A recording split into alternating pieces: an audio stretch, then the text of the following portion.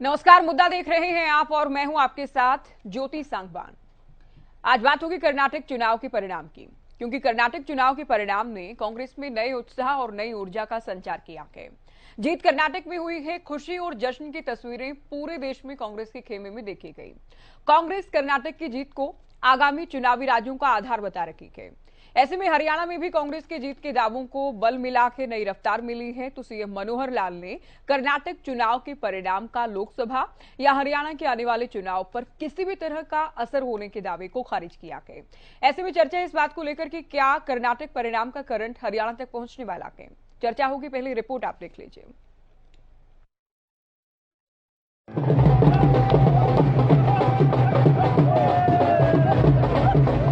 कर्नाटक चुनाव के परिणाम पर देश भर की जनता की निगाहें थी। कांग्रेस की जीत ने कांग्रेस की तमाम राज्य इकाइयों में जान फूंकने का काम किया, तो वहीं बीजेपी को करारी हार का सामना करना पड़ा। ऐसे में कांग्रेस ने आगामी चुनावी राज्यों में कर्नाटक के असर का दावा करना शुरू कर दिया है। हरियाणा में भी नेता विपक्ष भूपेंद्र हुड्डा ने चुनाव परिणाम को लेकर खुशी जाहिर की और इसे लोगों के मुद्दों की जीत बताए। तो वहीं हरियाणा में भी जीत का दावा किया। कौन से दल से नहीं आ रहे? बीजेपी, अपना जेजेपी, आप पार्टी, इनेलो, सारे तो आ रहे हैं। फिलहाल भी कुछ लोग संपर्क में संपर्क में है कुछ नेता आपके। कौन से नेता? लोग मेरे संपर्क में हैं। कांग्रेस नेता किरण चौधरी ने कर्नाटक की तर्ज पर मध्य प्रदेश, छत्तीसगढ़ और राजस्थान में भी जीत का दावा किया है। तो लोग जो हैं, लोग त्रस्त हैं, और जब लोग त्रस्त होते हैं तो आप समझ सकते हो फिर एक आंधी चलती है, जैसे कर्नाटक में चली थी, और यही आंधी पूरे हिंदुस्तान के अंदर चलेगी। जीत के आएंगे, छत्तीसगढ़ में भी जीतेंगे, राजस्थान में भी जीतेंगे। कोई लोगों को समझ आ गई है कि कांग्रेस जो है, कांग्रेस पार्टी विकास की पार्टी है, आम आदमी की पार्टी है, गरीबों की पार्टी है, भ्रष्टाचार के खिलाफ है।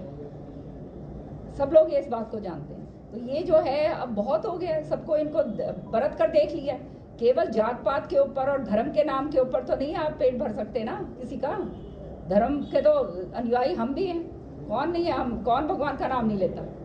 हम कोई वो थोड़ना है कि एग्नोस्टिक थोड़ना है कि प्रभु का को नहीं मानते। इनसे ज्यादा मानते होंगे, ईमानदारी के साथ ज्यादा मानते।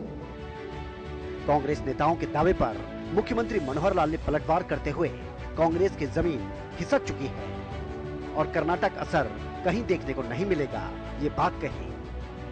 मैं बता रहा हूँ कि कहीं एक आध जगह पर जब थोड़ा बहुत इस प्रकार की हलचल होती है तो उनको बहुत अपनी बड़ी एक आशा की किरण जागती है। वो भूल में न रहें, जमीन उनकी खिसकी हुई है। देश भर में कहीं भी इस प्रकार का कोई काम होने वाला नहीं है। हाँ, चूंकि कर्नाटक एक प्रदेश ऐसा है, साउथ इंडिया में हमारा भी प्रवेश नया प्रवेश है, इसलिए वहाँ लगातार आपस में एक चल रहा है, कभी वो आएंगे कभी हम आएंगे, लेकिन एक डेमोक्रेटिक सिस्टम में मेरा तो इतना ही कहना है कि जनता का जो वर्डिक्ट है उसका हम उसको सम्मान करते हैं। कांग्रेस को अगर दिया है तो हम भी विश्लेषण करेंगे कि हमारे इस सिस्टम में कहाँ कमी रही है, उस कमी को दूर करते हुए आगे फिर ये तो हर 5 साल बाद ये सारा विषय होना है। जाहिर है कर्नाटक चुनाव से कांग्रेस काफी उत्साहित है। हरियाणा कांग्रेस भी जीत का दावा कर रही है। हिमाचल और कर्नाटक में जीत से मजबूती का दावा करने वाली हरियाणा कांग्रेस कैसे एकता और मजबूती से हरियाणा में लोकसभा और विधानसभा चुनाव लड़ती है, ये देखना होगा। जो कि पार्टी प्रभारी की जिम्मेदारी निभा रहे राज्यसभा सांसद रणदीप सुरजेवाला के कद में भी इजाफा हुआ है। ऐसे में जबकि हरियाणा न्यूज के कॉन्क्लेव में कर्नाटक चुनाव के बाद संगठन की लिस्ट आने का दावा किया जा चुका है, देखना यह है कि चुनाव के अलावा संगठन के गठन में और आने वाली लिस्ट में क्या कर्नाटक चुनाव का या रणदीप सुरजेवाला का अधिक वर्चस्व दिख सकता है और किस तरह से ये देखना होगा।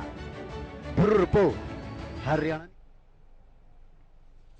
तो रिपोर्ट हमने आपको दिखाई है, क्या दावे हैं अब कर्नाटक चुनाव के परिणाम के बाद, ये आपने सुना और देखा। हरियाणा के डिप्टी सीएम दुष्यंत चौटाला ने क्या कहा है, कर्नाटक चुनाव का क्या असर होगा हरियाणा के विधानसभा चुनाव पर, इसे लेकर, और साथ ही ओपी धनखड़ क्या कुछ कह रहे हैं, सुनवाते हैं। पहले मैं किसी को कर्नाटक की जीत से गलत फहमी हो गई हो तो वो दूर कर दूं। किसी को गलत फहमी हो गई हो तो वो दूर कर दूं। ये राष्ट्रवाद हमारा एजेंडा है, रहेगा और रहेगा। कोई भी ऐसी जिसको नोटिसेबल भर्ती कोई भी नहीं है, कोई ऐसा नाम नहीं है जिसको ये कह सकें। कांग्रेस पार्टी की जो दिक्कत है हरियाणा में, वो आपको भी मालूम है। एक समय शैलजा जी प्रभावी नेता थी, उनके पिताजी प्रभावी नेता थे। सिरसा में शैलजा जी को बोड़ी तक नहीं बनाने दी थी। एक समय भजनलाल परिवार प्रभावी नेता था हिसार में, उनके लिए ऐसे हालात पैदा किए गए कि वो बीजेपी में आए। आज बीजेपी के दिग्गज तो एक चीज कह सकता हूं कि आज के लिए और आज के समय में हरियाणा विधानसभा चुनाव की प्रेडिक्शन करनी किसी और प्रदेश के चुनाव से, उसका कोई औचित्य नहीं। हरियाणा का चुनाव राजस्थान, मध्य प्रदेश और लोकसभा के बाद उनके नतीजे जरूर हरियाणा के चुनाव पे कोई असर डाल सकते हैं। मुझे नहीं लगता कि इतने दूर के एक प्रदेश का असर हरियाणा की राजनीति पर दिखेगा। तो चलिए, रिपोर्ट आपने देखी और साथ ही आपने नेताओं को सुना क्या कुछ कहा जा रहा है अब कर्नाटक चुनाव को लेकर, परिणाम को लेकर। कुछ खास मेहमान हमारे साथ जुड़ गए हैं। हरियाणा बीजेपी प्रवक्ता विधु रावल जी हमारे साथ चर्चा में जुड़े हैं। कांग्रेस प्रवक्ता बजरंग दास गर्ग जी हमारे साथ जुड़ गए हैं जेजेपी का पक्ष रखने के लिए जी। विवेक चौधरी हमारे साथ चर्चा में जुड़े हैं। साथ ही इनेलो प्रवक्ता विजेंद्र रेड्डी जी डिबेट में जुड़ गए हैं। वरिष्ठ पत्रकार राजेंद्र जादू, इनसे समझेंगे कि कर्नाटक चुनाव परिणाम के क्या मायने हैं और क्या असर हो सकता है हरियाणा में। स्वागत है आप सभी का। शुरुआत बजरंग दास जी आपसे ही। सबसे पहले बहुत सारी शुभकामनाएं आपको, आपकी पार्टी को। बहुत अच्छा चुनाव आप लोगों ने लड़ा और बहुत अच्छी जीत हासिल की। आप लोग अब ये उम्मीद आप लोग कैसे कर रहे हैं कि आगामी जो लोकसभा चुनाव है, मध्य प्रदेश, छत्तीसगढ़, राजस्थान और उसके बाद हरियाणा में इसका असर होगा? ज्योति जी, सबसे पहले मैं हरियाणा न्यूज चैनल से के माध्यम से कर्नाटक की जनता को और देश की जनता को बधाई देता हूं और धन्यवाद करता हूं। इन्होंने तानाशाही सरकार को चलता करके कांग्रेस की सरकार बनाई है। ये कांग्रेस की सरकार जनता की अपनी सरकार है। कांग्रेस पार्टी ने जो भी चुनाव में जो वायदे किए हैं, हम उसे जल्दी ही पूरा करेंगे। ये मैं आपके चैनल के माध्यम से कर्नाटक की जनता को विश्वास दिलाता हूँ। साथ ही जहां आपने कहा भी आपको कर्नाटक का चुनाव जीतने के बाद यह कैसे पता लगा भाई मध्य प्रदेश जीतेंगे, छत्तीसगढ़ जीतेंगे। देखिए, हरियाणा की बात भी की आपने। जहां हालात है देश के अंदर, प्रदेश के अंदर, आज प्रदेश के अंदर ऐसे बुरे हालात है, हर एक व्यक्ति चाहे किसान हो, कर्मचारी हो, मजदूर हो, व्यापारी हो, उद्योगपति हो, आम नागरिक इस सरकार से मुक्ति चाहते हैं। और आज देखिए 3 दिन तक हरियाणा के मुख्यमंत्री जी ने वहां संसद के अंदर जनसंवाद कार्यक्रम रखा और कितना वहां हालात 3 दिन तक झगड़े रहे। मुख्यमंत्री जी अपनी मीटिंग के अंदर कहता है इसके पुलिस वालों से जूते मारो, इसको बाहर ले जाओ। ये आप पार्टी कार्यकर्ता है। अरे जब किसान सरसों खरीद के लिए मिलना चाहते थे, बात करना चाहते थे, उनको लाठियों डंडियों से पीटा गया और यहाँ तक कि महिलाओं को भी नहीं बख्शा, महिलाओं को भी लाठी चार्ज की गई और काफी महिलाओं को लोगों को पकड़कर थाने भी ले गए। तीसरी बात, एक बुजुर्ग महिला रो रही थी, उसने कहा भी नशे के कारण मेरा बेटा मर गया, मेरा घरवाला मर गया। और नशे का खुला व्यापार हरियाणा के अंदर हो रहा है। मुख्यमंत्री जी इस जो नशे का व्यापार कर रहे हैं उन पर कार्रवाई करो। तो मुख्यमंत्री क्या कहते हैं कि ये किसी भुखाई आई हुई है, बैठ जा। ये बात मुख्यमंत्री जी। तो ये विषय हम जनसंवाद को लेकर थोड़ी ना बात कर रहे हैं, आप विषय पर रहिए ना बजरंग जी। आप शुरुआत में ही अगर डिबेट को आप डिरेल कर देंगे तो फिर विषय पर लाना मुश्किल होगा। पहला ही उत्तर है। सुनवा, जो आपने एक सवाल किया भाई हरियाणा के अंदर और देश के अंदर, कर्नाटक वो जगह है जहां से पूरे देश के अंदर लहर चलेगी, इसमें कोई दो रह नहीं। वो कहते हैं ना जी, जिन्होंने नारा देते हैं जय सिया राम, जय सिया राम, भारतीय जनता पार्टी का कर दिया काम। ये बोलते थे अभी बजरंग बली। मैं कहता हूँ जय बजरंग बली, जय बजरंग बली, तोड़ दी भारतीय जनता पार्टी की नली। ये वो देवता है जिनके आशीर्वाद से कांग्रेस पार्टी को विजय मिली है। ये हिंदू धर्म को मानने वाले हैं। और मैं कहना चाहता हूँ, हम जात पात की राजनीति नहीं करते, हम हिंदू मुसलमान की राजनीति नहीं करते, हम मंदिर मस्जिद की राजनीति नहीं करते, हम मुद्दे की बात करते हैं। कर्नाटक के अंदर मुद्दे की लड़ाई लड़ी, जनता की समस्या की लड़ाई लड़ी। जनता की जो बात थी हमने उनको समझा, उन मुद्दों को लेकर हम लड़ाई लड़ी, तो हम जीतते हैं। और आज देखिए कांग्रेस पार्टी कर्नाटक में जीतती है, जिसकी खुशी पूरे देश की जनता बना रही है। जितनी विपक्षी दल है सभी ने एक सुर में कहा भारतीय जनता पार्टी से मुक्ति पाने के लिए हमें कुछ भी कुर्बानी करनी पड़े हम देंगे, मगर हम सब एकजुट होकर भारतीय जनता पार्टी नहीं से चर्चा नहीं। बजरंग जी आपकी बात चलिए हम तक आ गई है। पहली बात में आपने कहा, शुरुआत में आपने कहा कि असर होगा, चुनावी राज्यों में भी होगा, लोकसभा में भी होगा। दूसरा आप कह रहे हैं कि हमने मुद्दों के साथ चुनाव लड़ा, जाति पाति धर्म की या कथित राष्ट्रवाद की बात करने वाली भारतीय जनता पार्टी को जनता ने आईना दिखा दिया। विधु रावल जी भी हमारे साथ हैं। विधु जी आप भी लगातार चुनाव प्रचार में जुटे थे, आपका भी दावा था कर्नाटक चुनाव में जीत को लेकर, तो क्या वाकई ये बजरंगबली या राष्ट्रवाद या जो कांग्रेस आरोप लगाती है कि आप लोग मुद्दों की बात नहीं करते, कहीं आप जात पात की बात करते हैं, कहीं धर्म की बात करते हैं, और इस राजनीति को खत्म कर दिया कि इस एजेंडे को खत्म कर दिया कि कर्नाटक की जनता ने? ज्योति जी आपको नमस्कार और आपके माध्यम से हरियाणा न्यूज के प्रत्येक दर्शक को नमस्कार। हमारे जो साथी पैनलिस्ट हैं अलग अलग पार्टियों से आए हुए हैं उनको भी नमस्ते। देखिए जनता का निर्णय जो है सिरधारे रहता है। जनता ही लोकतंत्र में जनार्दन होती है, जनार्दन यानी ईश्वर। जनता ही क्योंकि ईश्वर है लोकतंत्र का, तो उनके निर्णय को हम सहजता से विनम्रता से स्वीकार करते हैं। ये कहते हुए मैं ये बात जरूर कहना चाहूँ कि भारतीय जनता पार्टी एक बहुत मुश्किल लड़ाई वहां लड़ रही थी और इसके बावजूद भी जाबाज भारतीय जनता पार्टी के कार्यकर्ताओं ने जनता के साथ मिलकर अपने वोट प्रतिशत को बचाए रखा। जितनी वोट पिछली बार आई थी, जिसके पीछे सरकार बनी, लगभग उतनी ही वोट इस बार भी आई। और ये सब जब हमारे बहुत बड़े नेता, बल्कि यूं कहूं कर्नाटक के सबसे बड़े नेता क्रॉस पार्टी येदियुरप्पा जी ने चुनावी संन्यास ले लिया। उनकी गैप को फिल करना नामुमकिन जैसा प्रतीत होता था, बहुत बड़ा पहाड़ दिखता था, लेकिन ये भारतीय जनता पार्टी की कार्यकर्ताओं की कर्मठता ही है तो उन्होंने इतना बेहतर प्रदर्शन इसके बावजूद किया। हम ट्रांजिशन फेज में हैं, ये मान रहे हैं। हमें हर सर्वेक्षण हारा हुआ दिखा रहा था पहले दिन से। इसके बावजूद भी जिस प्रकार से एक valiant fight Bharatiya Janata party के प्रत्येक कार्यकर्ता ने करी है, आज भारतीय जनता पार्टी कर्नाटक के कार्यकर्ता को खड़े होकर नतमस्तक होने का उनके लिए जी करता है।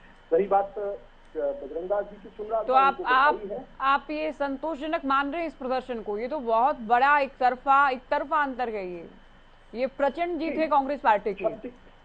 हमें जब हमने सरकार बनाई और वोट प्रतिशत का ठीक है, जब हार जाते हैं तो ये बात होती है, सीटें कम हो जाती है तो वोट फीसद वाला फॉर्मूला अपनाते हैं, लेकिन क्या वोट प्रतिशत से सरकारें बनती हैं क्या, या विधायकों की संख्या डिसाइड करती है कौन सरकार में होगा?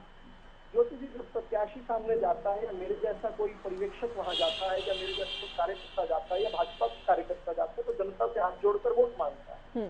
वोट हमें मिला है, लेकिन हमारे जो विरुद्ध वोट था वो किस प्रकार से पोलराइज होकर एक तरफा भाजपा विरोधी वोट एक तरफ चला गया, जो कि हम जानते भी हैं। प्रदेश दर प्रदेश हमने ये इस चीज को देखा है कि भाजपा का विपक्षी वोट जो है संगठित हो रहा है, इसलिए हम 51% की लड़ाई लड़ रहे हैं। और ये लड़ाई हम उत्तर प्रदेश में, हरियाणा में, राजस्थान के अंदर, हिमाचल के अंदर, उत्तराखंड के अंदर, मध्य प्रदेश के अंदर, उड़ीसा तक में लोकसभा के चुनाव की बात कर रहे थे। मानता हूँ उड़ीसा नहीं, बिहार में भी हम लोग हैं। इन राज्यों में 51% से अधिक की लड़ाई लड़ चुकी है। लोकसभा में हमारे हरियाणा में 58% थे, खुद कर्नाटक के अंदर भी हमारे 60% से अधिक वोट।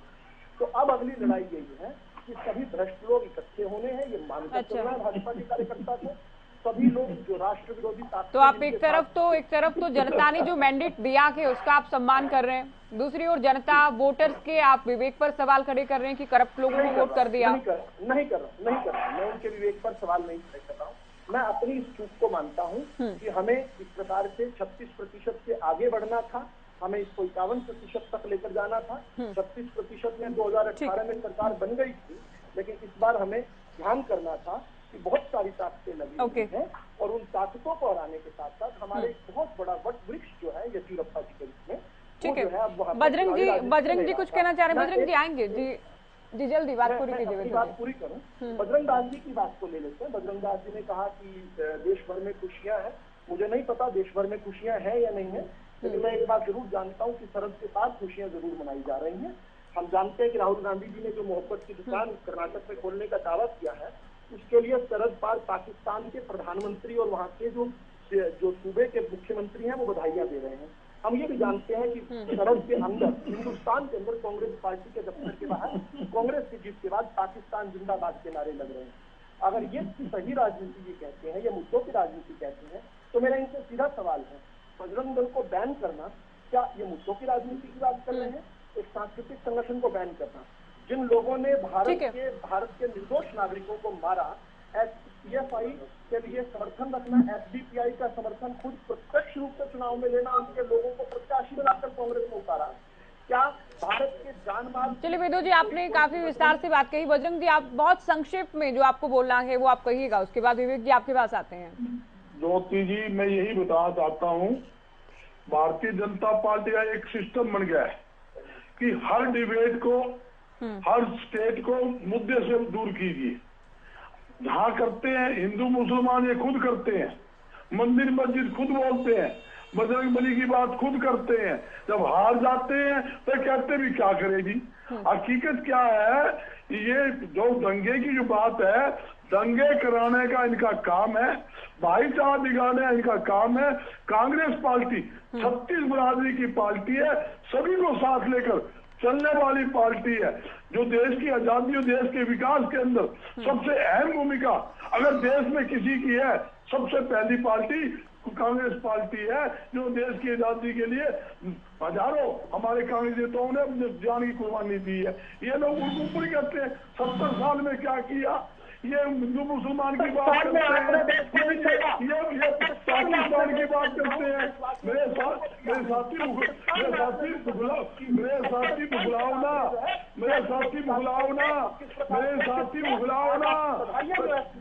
साथी बुलाओ ना, बुखलाहट के अंदर गलत काम होता है, गला बुखलाने की जरूरत नहीं है, सारी दुनिया देखती है, सारी दुनिया पता है।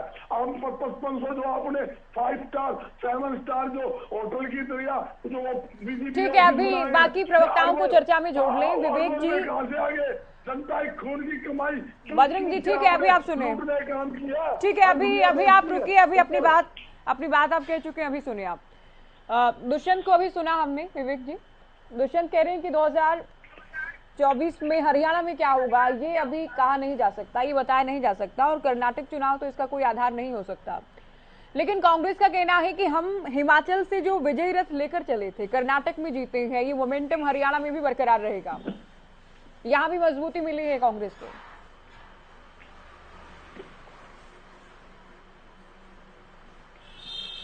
आपकी आवाज नहीं मिल रही विवेक जी। हेलो जी बोलिए।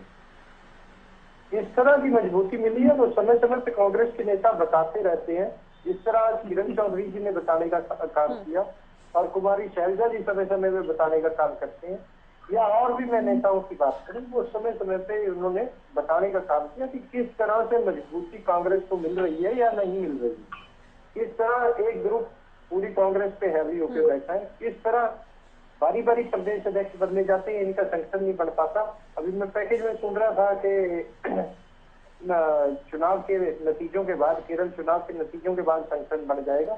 इससे पहले भी 28 फरवरी 28 मार्च कई तरीके दी गई, पर इनका संगठन नहीं बन पाया और कई प्रदेश अध्यक्ष इनके बदले गए। अभी मैं सुन रहा था सभी जातियों का सम्मान करते हैं, सभी जातियों को साथ लेके जाते हैं, बजरंग दास जी कह रहे थे। तो बारी बारी क्यों दलित उत्पीड़न मैं कहूँ अगर करने का काम कांग्रेस पार्टी ने किया, चाहे वो अशोक तंवर से उनको पीटने का काम इन्होंने किया, चाहे कुमारी शैलजा थी उनका संगठन इन्होंने नहीं बढ़ने दिया। आज उदय भान जी जब बने थे उस समय पे ये कहा गया जी नहीं, फूलचंद मुलाना भी तो थे, उनका भी तो नाम लीजिए। फूलचंद मुलाना थे, उनका नाम लीजिए। फूलचंद मुलाना जी थे, आज फूलचंद मुलाना को क्यों भूल जाते हैं, उदय भान को क्यों भूल जाते हैं? जब दलितों पर उत्पीड़न के, कथित उत्पीड़न के आप लोग आरोप लगाते हैं, तो क्या फूलचंद मुलाना का जिक्र नहीं होना चाहिए? और उदय भान भी तो दलित समुदाय से आते हैं, क्या उनकी बात नहीं होनी चाहिए? इस बात को इस तरह से पेश करना कि अशोक तंवर को हटा दिया गया या संगठन नहीं बनाने दिया, कुमारी शैलजा को हटा दिया गया, तो उदय भान भी तो दलित समुदाय से आते हैं। उदय भान जी का संगठन बढ़ गया क्या? तो आप दलित उत्पीड़न की, जब आप दलित उत्पीड़न की बात कर रहे हैं तो मैं ये बता रही हूँ, ये कॉम्बिनेशन तो जाट और दलित का कॉम्बिनेशन तो बहुत सालों से लेकर चल रही है कांग्रेस पार्टी हरियाणा में। उदय भान जी को जिस टाइम प्रदेश अध्यक्ष बनाया गया, उनके साथ 4-5 और प्रदेश अध्यक्ष क्या बनाए गए थे, कार्यकारी, इन्हीं को पता होगा क्या बनाए गए थे। वो आज तक एक स्टेज पे इकट्ठे हुए हैं क्या कहीं ज्योति जी? एक स्टेज पे इकट्ठे तो करके दिखा दो जो 5 बनाए थे। आज इनके लीडर एक स्टेज पे इकट्ठे नहीं होते, इनके राष्ट्रीय नेता आते हैं तब इनके लीडर इकट्ठे नहीं होते, तो ये बातें कैसी कर रहे हैं? हरियाणा प्रदेश की बात अगर ना ही करें, सिर्फ और सिर्फ वो भूपेंद्र सिंह हुड्डा जो 2019 के चुनाव से पहले कहते थे कांग्रेस अब पहले वाली कांग्रेस नहीं रही, और हर चुनाव में कुछ न कुछ टिकटमबाजी लगाने का काम वो भूपेंद्र सिंह हुड्डा करते हैं। चाहे राज्यसभा चुनाव की बात की जाए, अपने बेटे को तो राज्यसभा में पहुंचा दिया, दूसरों की बारी जब कांग्रेस के कैंडिडेट होते हैं उनको हराने का काम वो करते हैं। ये सब चीजें कांग्रेस को, मैं तमाम डिबेट्स में कहता हूँ, कांग्रेस को कांग्रेस ही खत्म करेगी, किसी और की जरूरत नहीं है। कांग्रेस को कांग्रेस खुद खत्म कर रही है, और आने वाले समय में भी हरियाणा के चुनाव में भी देखेंगे पिछली बार जो होगा और आगे जो होगा। आज के दिन बातें तो कितनी बड़ी कर रही है, जो पिछले बदले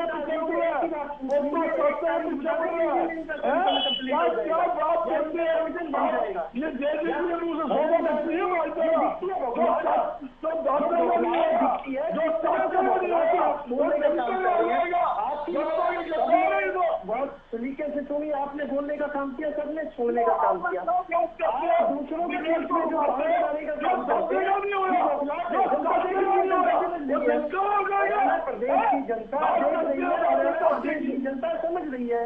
यही रवैया आपका के साथ था, यही रवैया आपका शैलजा जी के साथ था, और थोड़े समय बाद देखिएगा जिस तरह ये जूतम बाजार इनका पहले होता रहा, घुमाने के बाद नहीं, ये घुमाने की बात नहीं है बजरंग जी, ये घुमा नहीं रहे हैं। जब कांग्रेस की मजबूती या कांग्रेस के दावों की बात होगी तो कांग्रेस के संगठन के गठन की भी बात होगी। फिर तो 1 साल से अधिक हो गए आगे उदय भान को, और भूपेंद्र हुड्डा ने खुद हरियाणा न्यूज के कॉन्क्लेव में ये कहा कि कर्नाटक चुनाव के बाद हमारी लिस्ट आएगी।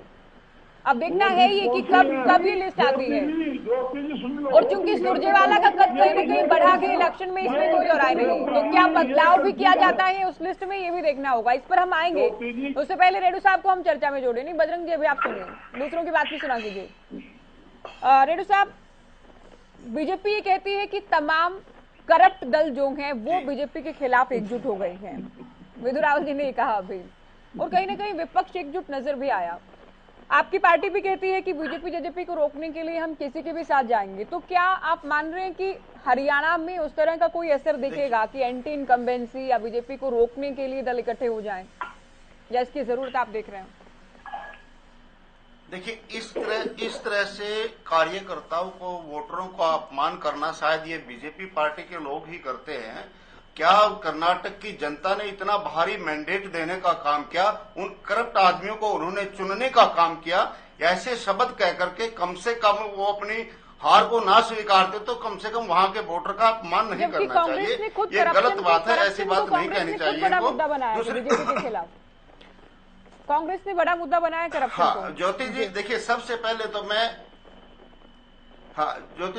पहले मैं हमारे जो महान कांडा जी का स्वर्गवास हुआ, मैं अपनी पार्टी की तरफ से उनको श्रद्धांजलि अर्पित करते हुए भगवान से प्रार्थना करता हूं कि उनके परिवार को क्षतिपूर्ति करने की क्षमता प्रदान करें। दूसरी बात ज्योति जी, मैं सांत्वना देना चाहता हूं भारतीय जनता पार्टी के उन नेताओं को जो इतनी भारी हार का सामना कर रहे हैं। आज उनको बहुत पीड़ा हो रही होगी।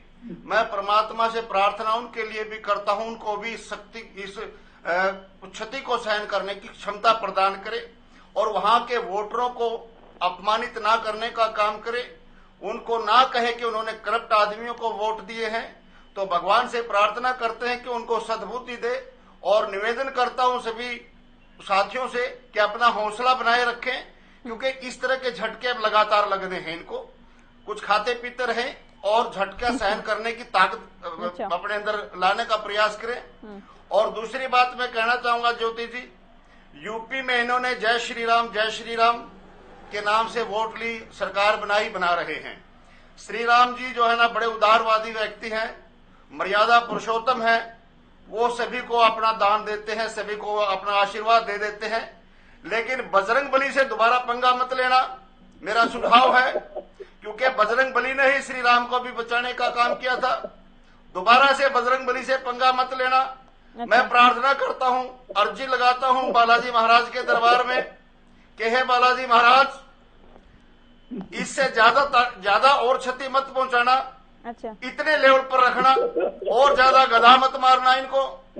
बहुत गधा मारे बजरंग जी महाराज, बजरंग बली जी महाराज, बालाजी महाराज ये समझ गए कि मेरे नाम से दल बना करके जिस प्रकार से देश को लूटने का काम कर रहे हैं, मेरे नाम से दल बना करके जिस प्रकार से जनता को परेशान करने का काम कर रहे हैं, और अब मेरे नाम से जीतना चाहते हो, और वहां गधा घूमी और इनको जमीन दिखाने का काम किया।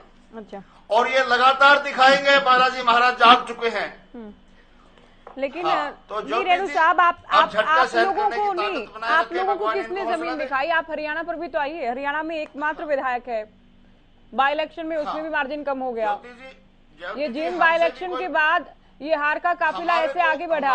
आप लोग एक विधायक से दो नहीं हो पाए, बल्कि मैं बार बार कहती हूँ बाई इलेक्शन में मार्जिन भी कम कर लिया। तो कर्नाटक में अकेले बीजेपी की हार से खुश हो जाएंगे, या यहाँ भी कुछ आप मानते हैं कि आप लोगों को मजबूती मिलेगी? क्योंकि कांग्रेस के पास तो दावा करने का एक ग्राउंड है कि हम लोग हिमाचल में जीते, कर्नाटक में जीते, यहाँ भी हम जीत हासिल करेंगे। हाँ, ज्योति जी, हमें बालाजी ने नहीं मारा, हमारे को बालाजी का आशीर्वाद आज भी है, पहले भी था। आशीर्वाद तो हमारे को तो अपनों ने ही मारा, अपनों ने ही मारा था हमारे को। तो एक विधायक थोड़ी होते, हमारे को तो अपनों ने ही मारा था। पोपटे ने मारा, पोपटे ने। हमारे को तो अपनों ने ही मारा था, और अपनों की ही मार हम खा करके बैठे हैं। हाँ, दूसरी बात ज्योति जी, मैं बजरंग भाई कांग्रेस के प्रवक्ता बजरंग जी से कहना चाहूंगा, कर्नाटक के हालात और हरियाणा प्रदेश के हालात में जमीन और आसमान का अंतर है। वहां के हालात अलग थे। अच्छा। वहां की जो कांग्रेस की टीम थी वो एक मजबूत टीम थी, और वो मिलकर के चलने वाली टीम थी। और जिस प्रकार से 5 साल तक वहां की कांग्रेस की टीम ने सरकार के खिलाफ आंदोलन खड़े किए, सरकार के अन्यायों के प्रति आवाज उठाई, जनता के बीच में खड़े रहे। आप हरियाणा प्रदेश में वो कांग्रेस नहीं है। हरियाणा प्रदेश की कांग्रेस एसी के कमरों में काम करने वाली है। हरियाणा प्रदेश ने ग्राउंड पर कोई काम नहीं किया। नहीं, देखिए ऐसा भी नहीं है। आप जब ये कहते हैं कि हरियाणा कांग्रेस वो नहीं है, तो गुटबाजी तो है, इसमें कोई डाउट नहीं। लेकिन इसमें भी कोई डाउट नहीं कि भूपेंद्र हुड्डा, दीपेंद्र हुड्डा आज की तारीख में बहुत मेहनत कर रहे हैं। भूपेंद्र हुड्डा और दीपेंद्र हुड्डा लगातार ग्राउंड पर हैं, लगातार लोगों के बीच में जा रहे हैं। मैं दोनों हुड्डा को लेकर बात कर रही हूँ। हालांकि गुटबाजी से कैसे पार पाया जाए, चुनौती ये होगी जी। नहीं, देखिए इसमें कोई डाउट है ही नहीं कि हुड्डा परिवार आगामी चुनाव को नहीं, हुड्डा परिवार आगामी चुनाव को बिल्कुल जीवन मरण के सवाल के तौर पर ले रहा है, आर्या पार की लड़ाई के तौर पर। हाँ बिल्कुल, ये जीवन मरण में लो, भगवान करे इनका जीवन बचा रहे, लेकिन सरकार नहीं आएगी। अच्छा। और इनका बालाजी का भी आशीर्वाद हम दिलवाने का काम करेंगे कि इनका जीवन तो बचा रहेगा। लेकिन बहुत फर्क है ज्योति जी, आप समझिए ग्राउंड लेवल पर। आप तो मेरे से ज्यादा जानते हो, मेरे से तो कई गुना ज्यादा जानते हो आप। हरियाणा प्रदेश की कांग्रेस और कर्नाटका की कांग्रेस में बहुत फर्क है, बहुत फर्क है। ना इनके पास नेता है, 2 बापू बेटा जो है ना इसको चला रहे हैं। ये क्षेत्रीय पार्टी है, ये कोई राष्ट्रीय कांग्रेस नहीं है। पिता पुत्र की पार्टी है, वो चला रहे हैं। इंडियन नेशनल लोकदल पार्टी ने भूमिका निभाई विपक्ष की। चलिए अपनी चर्चा को ले जाते हैं। मैं हैरान होती हूँ कि कौन कहता है कि पिता पुत्र की पार्टी है। सर, आप लोगों की भी तो पिता पुत्र की पार्टी है। कांग्रेस तो कम से कम पिता पुत्र की पार्टी तो नहीं है, आप लोगों की तो परिवार की पार्टी है। चलिए चर्चा अभी ठीक है, चलिए जादव क्षेत्रीय पार्टी है, तो परिवार क्षेत्रीय पार्टी परिवार की हम बात कर रहे हैं। इसलिए 5 second Jyoti ji, please 5 second और प्लीज 5 सेकंड। और देखिए, जिस प्रकार से चौधरी अभय सिंह जी चौटाला ने जनता की आवाज उठाने का काम किया, किसान आंदोलन के लिए बड़े से बड़ा त्याग करने का काम किया, परिवर्तन तो यहाँ आएगा, लेकिन यहाँ परिवर्तन पद यात्रा के पक्ष में जाएगा और अभय सिंह चौटाला यहाँ के मुख्यमंत्री बनेंगे, और कोई यहाँ पर बचा ही नहीं। चलिए ठीक है, शुभकामनाएं आपकी पार्टी के साथ हमारी। लेकिन देखना है ये, चूंकि जाधव साहब, कर्नाटक से अब कांग्रेस दावा ये कर रही है कि शुरुआत हो गई है, साउथ से आगाज हुआ के दक्षिण से, क्या इस मोमेंटम को कांग्रेस आगे लेकर जाएगी या फिर तुलना नहीं हो सकती है? आप लोकसभा पर क्या कोई असर इसका देख रहे हैं? और हरियाणा की बात करें, भले ही इलेक्शन दूर है, क्या हरियाणा में भी आप मान रहे हैं कि इसका कोई असर, इसका कोई करंट, कोई लहर हरियाणा तक पहुंचेगी? ऐसा है कि हमारे देश की राजनीति में साउथ की राजनीति कुछ अलग तरीके से चलती है। हाँ। और नॉर्थ की जो उत्तर भारत की राजनीति है कुछ और अलग तरीके से चलती है। साउथ में जैसे उन्होंने जो भावात्मक मुद्दे थे उन्होंने उठाए, लेकिन उनका उतना असर नहीं हुआ जिस ढंग से होना चाहिए था कि भारतीय जनता पार्टी को एक तरफा जीत मिल जाती, मेजोरिटी मिल जाती, वैसा नहीं हुआ। और वहाँ दूसरे मुद्दे भी हो गए जो कांग्रेस ने काम भी किया, और वहाँ जो है सरकार की एंटी इनकम्बेंसी भी काम कर रही थी। कुछ ऐसी इमेज भी बन गई कि ये सरकार जो है भ्रष्टाचार को बढ़ावा दे रही है, भ्रष्टाचार में लिप्त है। तो वो एक मुहावरा बन गया था कि 40% की सरकार है, और तमाम तरह के इस तरह की जो बातें वहाँ की राजनीति में और एंटी इनकम्बेंसी ने जो असर दिखाया उसका प्रभाव ये रहा कि वहाँ कांग्रेस बाजी मार ली कांग्रेस ने। लेकिन ये अब सब जगह ही अगर कांग्रेस को इसी तरह सफलता मिलती है ऐसा लगता नहीं। कर्नाटक में एक एंटी इनकम्बेंसी थी, कुछ सरकार की छवि खराब हो गई, कुछ भारतीय जनता पार्टी में अंदरूनी नाराजगी बहुत रही, क्योंकि जो नेताओं को जो टिकट काटे गए उन्होंने दल बदल लिया, कांग्रेस में चले गए, तो उसका भी प्रभाव हुआ। और जो पूर्व मुख्यमंत्री थे येदियुरप्पा, उनको भी थोड़ा सा बीजेपी ने उतना महत्व नहीं दिया चुनाव प्रचार में, उसका भी फर्क पड़ा। तो ये सारे फैक्टर्स हैं।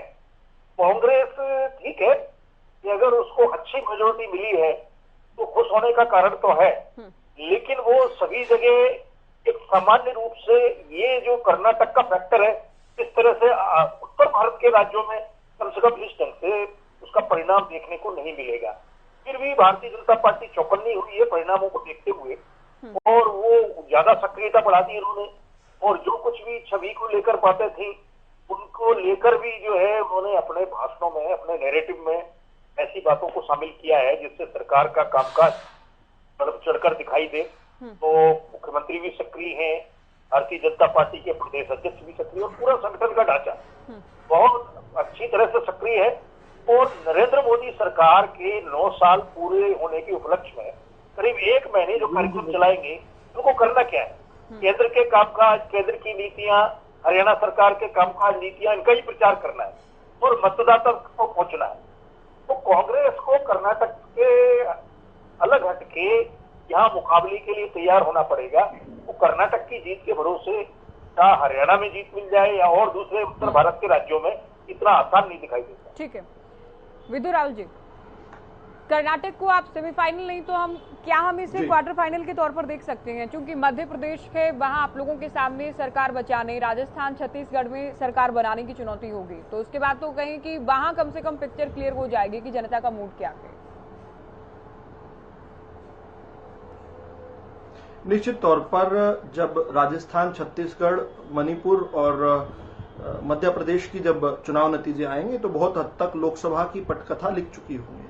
लेकिन जहां तक कर्नाटक की बात है तो कर्नाटका हमेशा से ही जो है, जहां पर कर्नाटका में जहां जिसकी सरकार बनी है उसकी केंद्र में सरकार नहीं बनती है, क्योंकि हमने देखा 18 में किस प्रकार जेडीएस और कांग्रेस ने मिलकर जो है नतीजों के बाद अपनी सरकार बना ली थी। 2019 तक आते हुए खुद कर्नाटक के अंदर जो है दोनों पार्टियां बिल्कुल राउट हो गई, साफ कर दी गई। कर्नाटक की जनता ने भी, देश की जनता ने भारतीय जनता पार्टी को ऐतिहासिक बहुमत 303 सीटें दी। हम जानते हैं किस प्रकार 2013 के अंदर जो है कांग्रेस की वहां पर थंपिंग मेजोरिटी के साथ इसी प्रकार से एक सरकार बनी थी। 2014 तक आते आते कांग्रेस का सुपड़ा साफ पूरे देश के अंदर कर दिया। और 2008 की अगर बात करें तो 2008 में भारतीय जनता पार्टी को अपना सबसे बेहतर जो प्रदर्शन आज तक भारतीय जनता पार्टी ने किया था वो 2008 में किया था। लेकिन पिछले 30 साल में कांग्रेस को सबसे अधिक सीटें मिली तो 2009 में, 1 साल बाद ही मिली। हरियाणा की बात करें तो 2003 में कांग्रेस को राउट कर दिया था पूरी तरीके से कर्नाटक ने, और यहां पर आकर उन्होंने 2004 में 5 में यहां पर एक सरकार बनाई थी और 2/3 मेजोरिटी के साथ बनाई थी। तो अगर ट्रेंड्स की बात करें तो जो कर्नाटक करता है वो देश उसके उलट करता है। और हरियाणा तो एकदम ही उसके उलट करता है। तो इस नाते से देखें तो ये एक बात है। लेकिन मैं इससे बड़ी महत्वपूर्ण एक बात कहना चाह रहा हूं, ये जो आज ठहाके लग रहे थे ना आपके डिबेट के ऊपर, इन ठहाकों से मुझे याद आया जिस प्रकार से अभिमन्यु वध के बाद जो है क्षणिक तौर पर एक क्षणिक जीत के बाद जिस तरह कौरवों की सभा में ठहाके लगे थे, किस प्रकार द्रौपदी के चीरहरण वस्त्र हरण के समय जो है उस समय जिस प्रकार के ठहाके लगे, मुझे काफी रिजेम्बलेंस वही आई। ये एक क्षणिक सी इनकी जो है एक छोटा सा इन्होंने बैटल जीता है, द वॉर इज ऑन। ये तो बीजेपी की हार पर हंस रहे राहुल जी। देखिए मैं ये मानता हूं कि जब भी पांडवों की, जब भी धर्म की, पांडवों की जब भी छोटी छोटी जो है उन्हें सेटबैक लगा, कौरवों के यहाँ जश्न का माहौल था जैसे अभी है। और कौरव जो है देश की सरहद के पार भी हैं, जहां से बधाइयां आ रही हैं। ट्वीट देख रहे हैं ना आप, किस प्रकार से पाकिस्तान कह रहा है कि कर्नाटक की जनता को नहीं, कांग्रेस पार्टी को बधाई दे रहा है।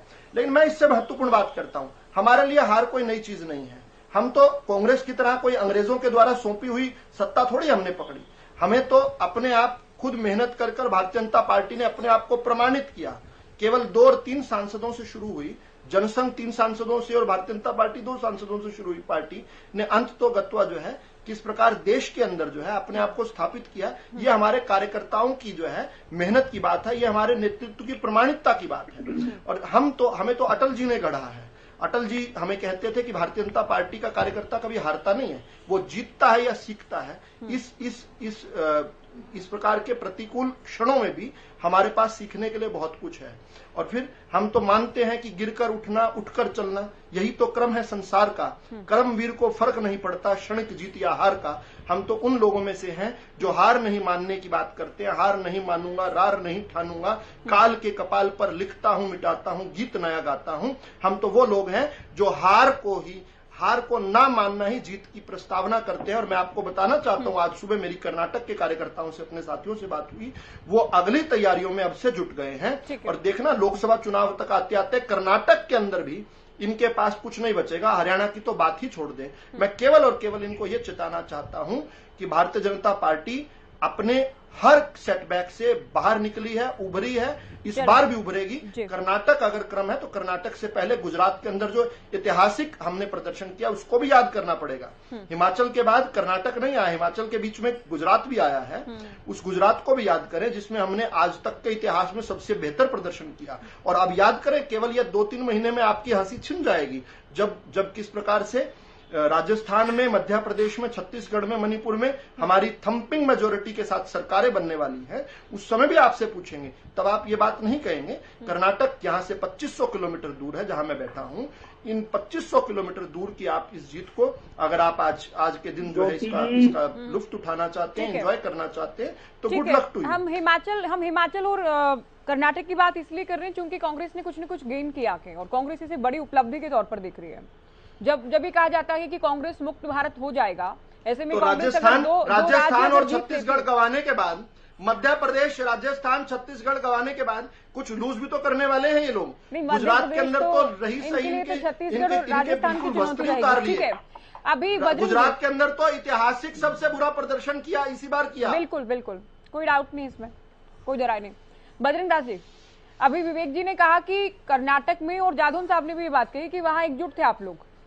यहाँ आज क्या होता है, एक तरफ तो आप लोगों का दावा है कि हम तो जीतेंगे, छत्तीसगढ़, मध्य प्रदेश, राजस्थान का दावा है, फिर हरियाणा का, उससे पहले लोकसभा चुनाव का। लेकिन आज ही किरण चौधरी की ओर से बयान दिया जाता है कि उदयभान बात नहीं करते, कुछ बताते, पूछते नहीं है। पार्टी प्रदेश अध्यक्ष हैं, मैं सीएलपी लीडर थी तो मैं बात करती थी, ठीक है। दूसरा, भूपेंद्र हुड्डा को लेकर भी डायरेक्ट इनडायरेक्ट निशाना साधा गया कि मेरा से कुछ नहीं होने वाला, पार्टी को अगर संगठित रखेंगे तो ही बेहतर प्रदर्शन हो सकता है। तो कैसे पार पाएंगे इस गुटबाजी से? एक सवाल और पूछ लीजिए इनसे, ईवीएम ठीक ठाक चल रही है या नहीं चल रही है? इनसे ईवीएम के बारे में भी पूछ लीजिए। ईवीएम ठीक ठाक चल रही है? ईवीएम की लाज बच गई या उसकी भी इज्जत अब भी उतारोगे? ये दोगले लोग जो हमेशा ईवीएम पर सवाल खड़ा करते हैं, हारते ईवीएम पर। तो अब ईवीएम ठीक चल रही है ये तो बता दो एक बार टीवी चैनल पर आकर। इनको बिठाओ ना, नहीं ईवीएम का तो बता दो। आप रो क्यों पड़े? अभी तो जीत कर आए थे, अभी तो जश्न मना रहे थे। ईवीएम के बारे में तो बता दो एक बार। ईवीएम को तो प्रमाण पत्र दे दो, ठीक है कि खराब है? ईवीएम के बारे में तो बता दो साहब। भाई साहब ईवीएम के बारे में तो बता दो कुछ। नहीं बताएंगे, नहीं बताएंगे, नहीं बताएंगे, नहीं बोलेंगे। बजरंग जी किस बात नहीं, ये सलीके से बात रख रहे हैं अपने आप को, किस बात पे गुस्सा आ रहा है? आप भी तो इनके बीच में बोले थे ना, आप भी तो इनके बीच में बोले थे। अब हम किस पार्टी से किस गेस्ट को बुलाते हैं, ये तो पार्टी और हमारे बीच की बात है ना। ये बात तो नहीं डिसाइड करेंगे इस बात को। आपसे पहला उत्तर पूछा, आपने विस्तार से बात कही। दूसरा उत्तर भी मैं आपसे पूछ चुकी हूँ। और विधु रावल जी जब बात कर रहे थे तब भी आप बीच में बोले, विवेक जी जब बात कर रहे थे तब भी आप बोले ना। विवेक के बीच बोल रहा हूँ, वो भी कम बोल रहा हूँ। आप सभी के बीच में बोल रहे हैं। आप अपनी बात रखिए, लेकिन किसी प्रवक्ता से किसी बात को लेकर आपत्ति नहीं होनी चाहिए। सर्टिफिकेट दे दो। ये मैं चुप हो जाऊँ क्या? ईवीएम को तो सर्टिफिकेट दे दो, ठीक है कि खराब है ईवीएम? जो तेजी है इसमें भी बात मैं बताता हूँ। हिमाचल ये इसको किसको क्या होता है? बजरंग दास जी, कुछ दिन आपको हमने संस्कार दिए थे भाजपा के, इतनी जल्दी संस्कार भूल गए? ये इसको किसको क्या होता है? थोड़े दिन हमारी पार्टी में आए थे, हमने आपको संस्कार दिए थे कि नहीं दिए थे? भूल गए संस्कार? नहीं, ये इस तरह से नहीं, ये इस तरह के कमेंट नहीं करेंगे। आप लग रहे हैं आप सभी सम्मानित हैं, आप सभी हमारे सम्मानित हैं। आप अपनी पृष्ठभूमि प्रदर्शित कर रहे हैं। एक बात कहता हूँ, हरियाणा कभी अजीज कहते हैं, कभी बेवकूफ कहते हैं। एक ही गले से दो बातें कैसे कह लेते हैं? हरियाणा जो है, कांग्रेस पहले भी हरियाणा में मजबूत थी, कर्नाटक चुनाव से पहले, और पहले भारी बहुमत से कांग्रेस का हरियाणा से सुपड़ा साफ हो चुका है। आप लोग जिस प्रकार से हर मुद्दे को लपकते, हर छोटी छोटी खुशियां आप ढूंढ रहे हैं। विधु रावल जी उत्तर आने दीजिए। मैंने किरण को लेकर जो सवाल पूछा उसका जवाब दीजिए आप। ये इस तरह की बयानबाजी के साथ कैसे चुनाव में जाएंगे? संगठन आप लोगों का तैयार नहीं, गुटबाजी बयानबाजी रुकती नहीं आप लोगों की। बताइए।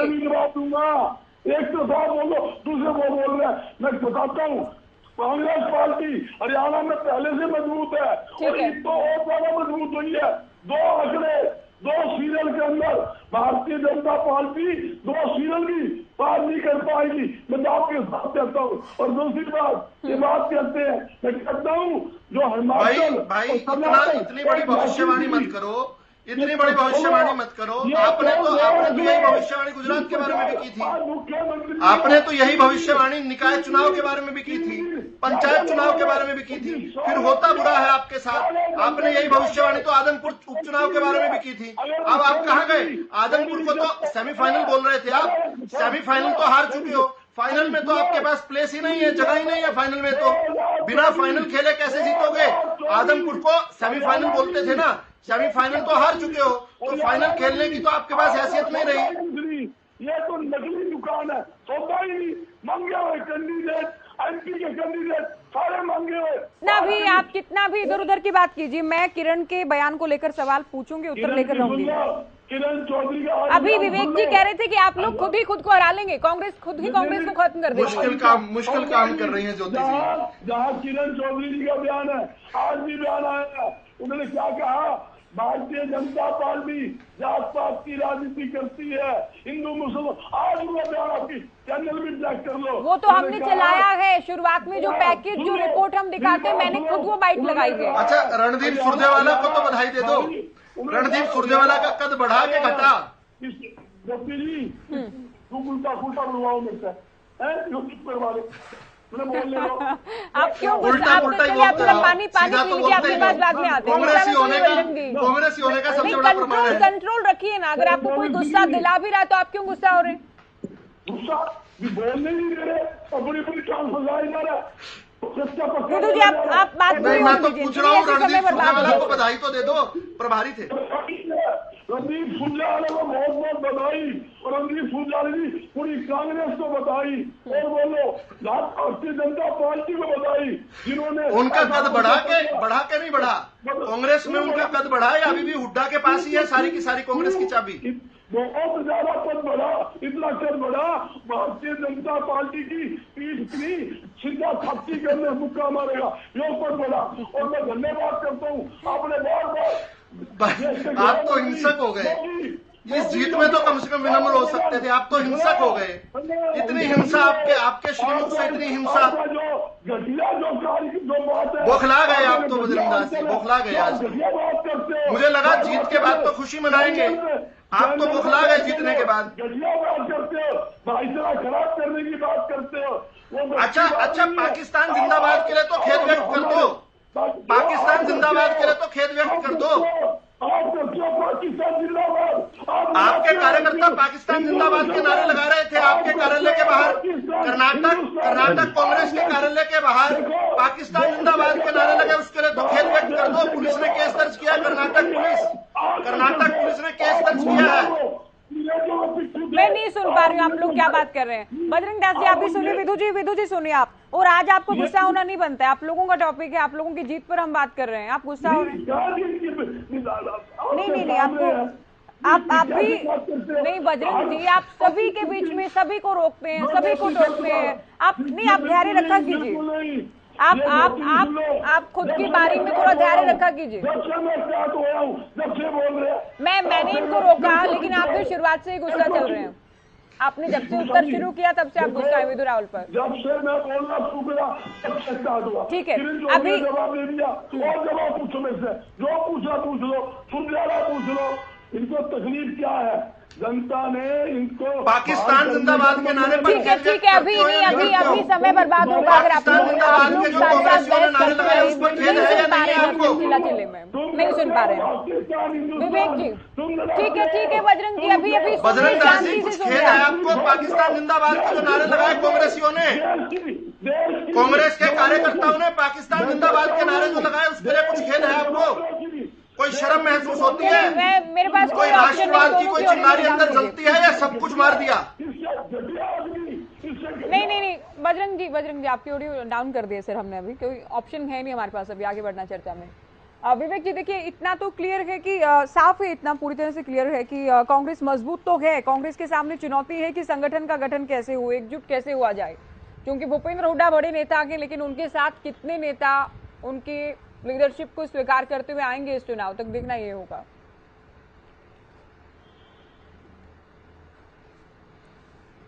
वही बड़े नेता की अध्यक्षता में मैं कहूँ, रहनुमाई में मैं कहूँ, 2009 का चुनाव लड़ा गया, किस तरह जोड़ तोड़ से सरकार बनाई गई, 2014 का चुनाव लड़ा गया, 2016 राज्यसभा चुनाव लड़ा गया, 2019 का चुनाव लड़ा गया, 2022 राज्यसभा चुनाव लड़ा गया, और आने वाले अगर 2024 में भी लड़ा जाएगा तो मैं आज जी बोलिए विवेक। मैं आज भविष्यवाणी तो कोई ज्योतिष तो हूँ नहीं, पर एक बात जरूर कहूंगा, जहां कांग्रेस 2014 में थी वापस वहीं पहुंचने का काम 2024 में करेगी।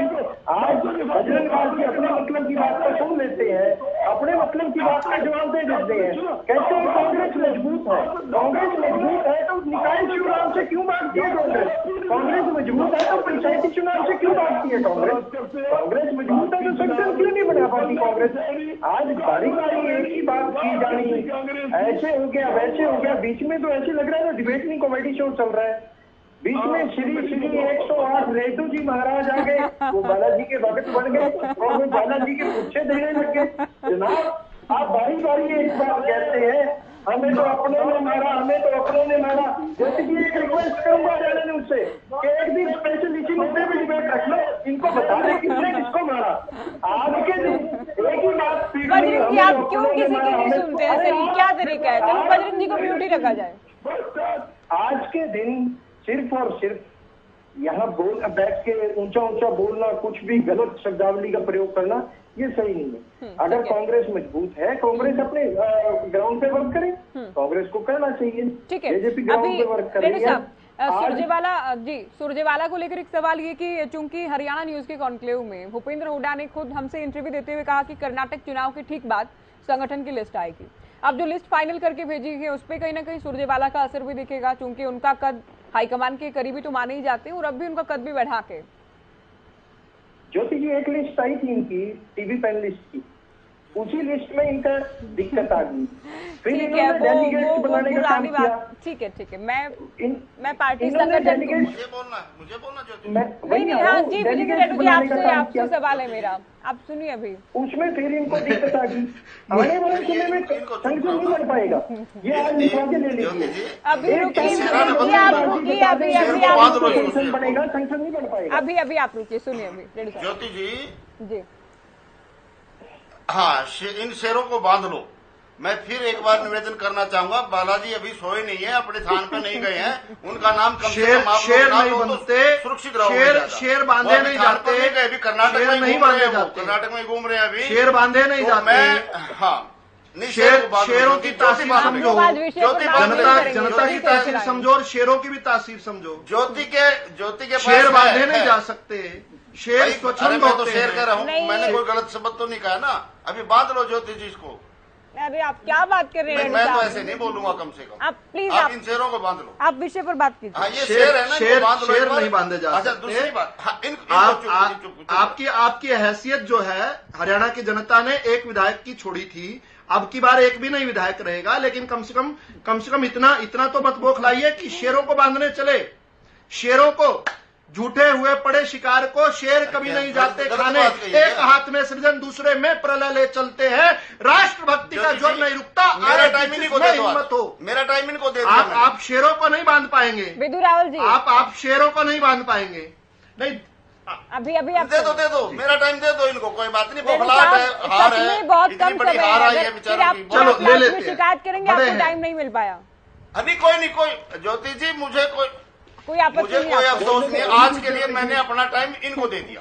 बुलाओ इनको। जादव साहब के लिए ठीक है। राजेंद्र जादव जी, आपका आखिरी कमेंट। बड़ी हार आई है, सदमा है इनको इतना बड़ा। जादव साहब इतना बड़ा सदमा में बैठे हैं, इनको अपनी जो ना बौखलाहट निकालने दो। बोल लो। आप सभी एक साथ बोलते रहेंगे, मुझे वाइंड अप भी करना होगा। बौखलाहट में है ज्योति जी। अभी आप सुनिए विदु राहुल जी, माफी के साथ समय नहीं है। जादव साहब आखिरी कमेंट आपका, आखिरी कमेंट। भारी सदमा है, इनको बोलने दो। ऐसा है कि कर्नाटक का जो देखिए, हरियाणा प्रदेश में ज्योति जी जो बात है, एंटी करप्शन की पोल खुल गई है। महाराष्ट्र में 40% का नारा लगा, 40% कमीशन, और वही हरियाणा में सिरसा में ठेकेदार धरने पर बैठे हैं। अभी तो आप अपना टाइम दूसरों को देकर साथ साथ बोल रहे हैं, ये क्या चल रहा है? ये क्या हो रहा है? हरियाणा की धरती भी आप सुन लीजिए बिहार की तरह नहीं, आपने कहा नहीं बोलने के लिए। कोई उनके यहाँ कोई फसल, कोई राजनीतिक फसल आज बुलवा दो इनको, ले नहीं सकेंगे। ये दुख में कांग्रेस को गुटबाजी से उभर कर और अपनी स्थिति मजबूत करना चाहिए। ठीक है विदु जी, बहुत संक्षेप में। भारतीय जनता पार्टी का एक बहुत सशक्त, बहुत मजबूत संगठन है हरियाणा के अंदर। कर्नाटक के अंदर भी हम इस प्रकार का संगठन बनाएंगे, लेकिन हरियाणा के अंदर अपनी संगठन शक्ति के तहत, अपनी नेतृत्व की प्रामाणिकता के तहत और जनहितैषी हमने जो कार्य किए हैं, इसके बूते जनता का स्नेह, प्रेम और आशीर्वाद प्राप्त करके फिर से विजयश्री प्राप्त करेंगे और भारत माता की जय सुनिश्चित करेंगे। भारत माता की जय और भारत माता की विजय सुनिश्चित होगी। देश के गरीब की, देश के किसान की, देश के युवा की, देश के महिला के लिए काम करते हुए हम निरंतर दिन प्रतिदिन इसी प्रकार से कर्तव्य पथ पर चलते रहेंगे। हार में ना जीत में, किंचित नहीं भयभीत में, कर्तव्य पथ पर जो मिला ये भी सही वो भी सही। हम आज जनता को फिर से नमन करते हैं और जनता के हर प्रकार के निर्णय को स्वीकार करते हैं। चलिए, बहुत शुक्रिया आप सभी का। तो चर्चा हमने कर्नाटक चुनाव के परिणाम को लेकर की, कितना असर मध्य प्रदेश, राजस्थान, छत्तीसगढ़, लोकसभा या फिर हरियाणा पर हो सकता है, इसे लेकर चर्चा की। फिलहाल दीजिए इजाजत, नमस्कार।